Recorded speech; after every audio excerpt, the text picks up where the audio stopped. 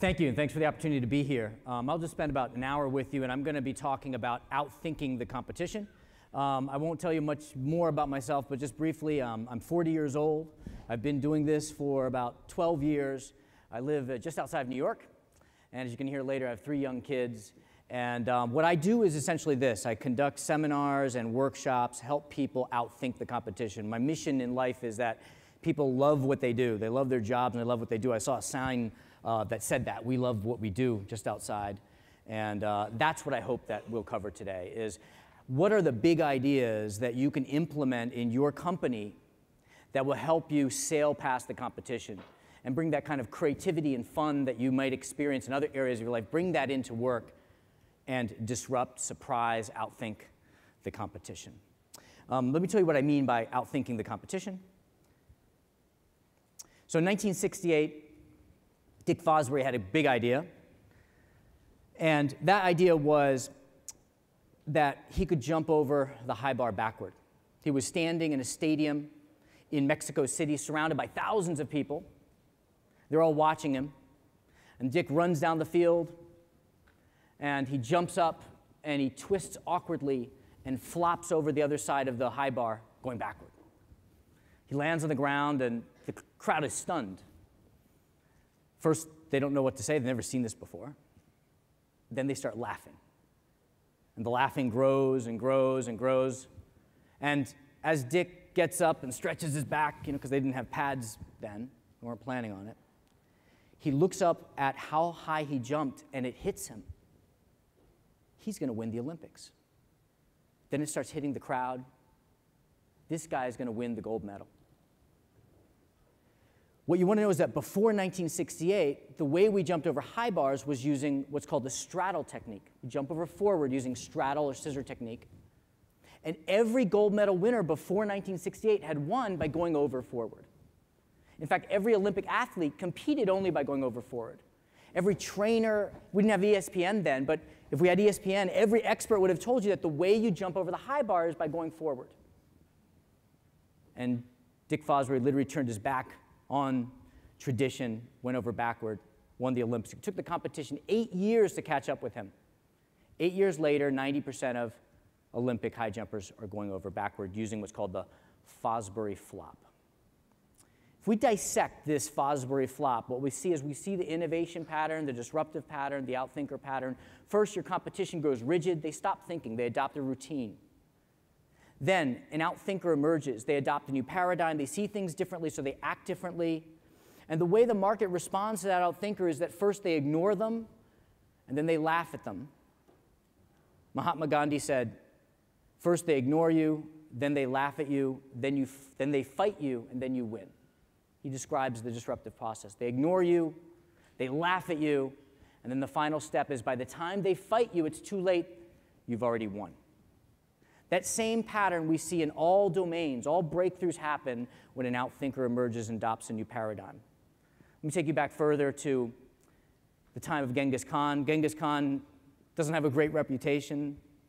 I'm not saying that he was a nice guy, but one of the reasons his reputation is as poor as it is that he had no writing systems. He never got to write his history. Always the conquered wrote his history. He conquered more men and more land than any other person in known history. He introduced a degree of religious freedom and opened up the Silk Road that hadn't existed before. His son founded Shanghai, and for many generations, his ancestors ruled much of Asia. And he flustered every opponent he came across.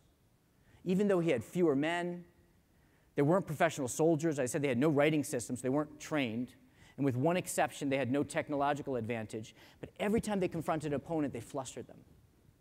And what they did was very simple, was that they adopted a new paradigm. At the time, everyone saw warfare as a chess game.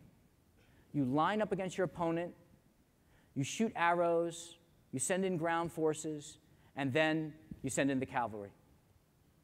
And the way he fought, if we look at his army there, no standing archers, no foot soldiers.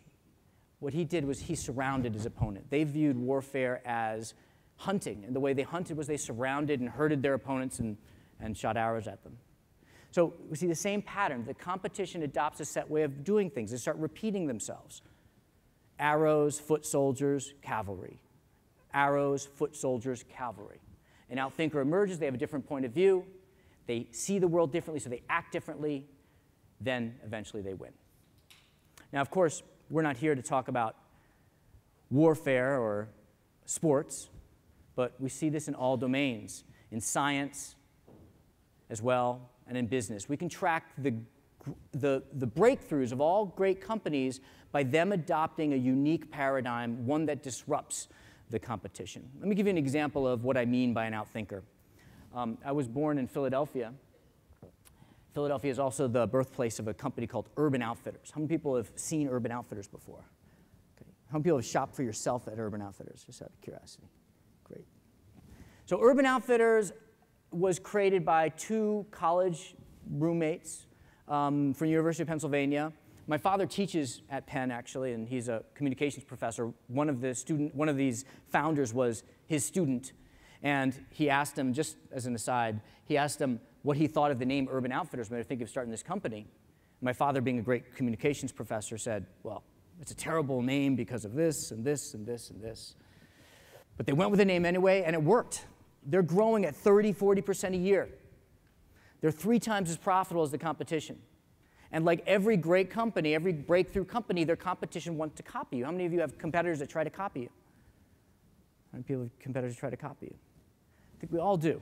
Wouldn't it be great if you had a few big ideas in your mix that prevented your competition from wanting to copy you? If we dissect outthinkers, that's what they do. They come up with big ideas that competitors, even though they're well-funded and smart, won't want to copy. Let's take a look at Urban Outfitters. So I interviewed the CEO, and I interview CEOs and ask them to describe their strategy and dissect what they say in a certain way. And I asked them, why is it that you're growing so successfully, and yet your competition isn't copying you effectively? And he said, well, the first thing is I only target college students. So I don't care about your pregnant wife. I don't care about your kids. I'm not going to sell you a tie. All I care about is ages 18 to 25. So one thing that the competitors would have to do if they wanted to copy me was to only focus on ages 18 to 25. Now, how many people could imagine the gap adjusting their positioning so that they only focused on college students? How many people could see that happening? Could there be a way to do it? There could be a way to do it, right? They could adopt a new brand or put an area of the store or a new concept, but that would take years of thinking and planning. And what you want your competition to do is to think and plan. Because when they're thinking and planning, they're not attacking you, right? The other thing he says, I sell used clothing. So what the Gap would need to do is, say, send a bunch of young buyers to India, find a bunch of old jeans, put them in a container, ship them back to the United States, wash them, dry them, iron them, measure them, skew them, fold them, sort them, and send them out to the stores. Now, what do you think that the head of the Gap supply chain thinks about that idea? They're going to do it or not? No, they're not going to do it. Right? It's inefficient. They have spent years optimizing their supply chain, and this will disrupt it. So they're not going to do that. So they're thinking, well, we're not going to do 1 and 2. Let's work our way down. And this is where the CEO says is a source of his advantage. He says, I hire artists rather than analytical managers. I don't care if you went to business school, how analytical you are in your thinking, how well you can balance your checkbook. What I care about is, can you look at a room and adjust the room to make it look beautiful? Do you have that aesthetic sense? Why does that matter? Because it allows me to give them freedom.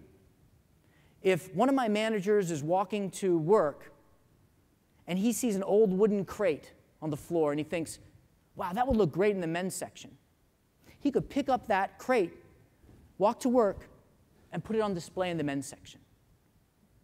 Now, what are the chances that a traditional retailer is going to allow their managers that kind of freedom? Likely or unlikely? Unlikely, right? Unlikely. You wouldn't hire me to design your stores. That's not what you hired me for. I'm a business person. And then what we start seeing is that every Urban Outfitters looks a little different, whereas every competitor's store looks exactly the same. And that's a difference that customers can sense. So what he's saying is, hey, this strategy works. I'm 3 times as profitable as you. I'm growing at 30% a year. Here's my playbook. Copy it. All you have to do is stop selling to everyone but college students, start selling used clothing, fire all your managers, and hire new managers. Right? The copying costs of this strategy are high. So that's what we want to do. We want to find these big ideas. I call them winning moves. They may not require a big investment. They may seem tactical, but they're strategic because the competition won't copy them. This ability to see big ideas is the source of all competitive advantage. Anyone who significantly impacted the world, you could say, shares this ability to see something as possible that others don't see as possible, to see winning moves that others don't see. Great entrepreneurs see winning moves that others don't see. And I believe that, just as I said, paradigms shift and that causes breakthroughs in domains, I believe that we're experiencing a paradigm shift today in business. And if you jump into that new paradigm, you'll win. And if you don't, you'll never be first. And some of the people that I've been studying who seem to adopt this new paradigm are these. And my new book is based off of my research into 15 companies that are winning today. And if we look at how these people think, how do they adopt a new paradigm, we're going to see that they adopt 5 habits. And because they adopt these 5 habits, they see winning moves that others don't see, and that allows them to beat the competition with ease. So my question is, do you want to join these people? Do you want to, maybe you want to row faster than your competitors? You can do that, out-execute your competitors. But it's tiring. You get blisters. You get sweaty. Or do you want to put up a sail and sail past your competitors? That's what we're looking for.